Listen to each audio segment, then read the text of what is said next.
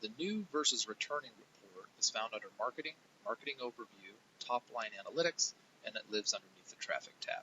The new versus returning report is a nice report to look at to understand how your site and traffic is performing with regards to whether it's new visitors and or returning visitors. So in this example, you have a graph here. On the left-hand side, you have the new traffic. These would be new visitors, so folks that are just visiting your site for the first time. And you can see here the channels associated with the colors on the pie graph.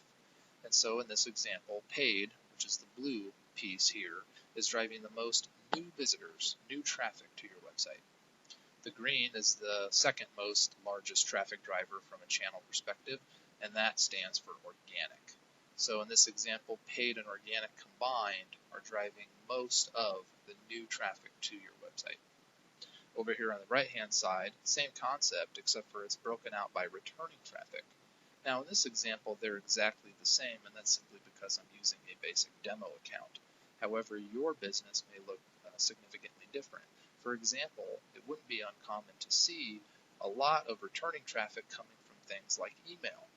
If you do a lot of email sends, you're probably receiving a lot of returning traffic to your site from those campaigns, so the new traffic for email would be very low, if at all, whereas the returning could potentially be pretty high.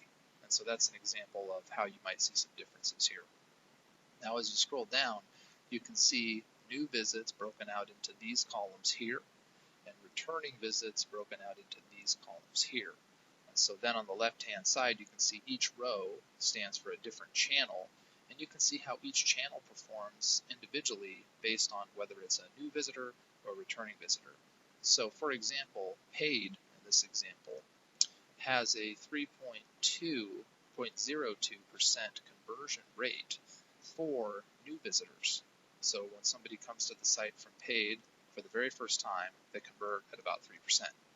Whereas when you look at the returning visitors from paid, so a paid person that came to the site multiple times, so returned to the site, after that initial visit, is converting at 14%.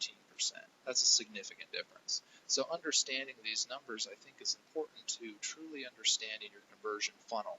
In this example, you can see it's worth investing in paid, even though initially you may not see a lot of conversions. Once those folks come back to the site a second, third, fourth time over the coming months, they do end up converting at a very high rate. It's just one of those investments you have to think long-term on. And so that's one example of how you can understand this data. If you have further questions, contact your marketing executive. They'd love to walk you through this in more depth with your own specific data, and or go to help.marketing360.com for more helpful walkthrough videos just like this one. Thanks a lot. Have a good one.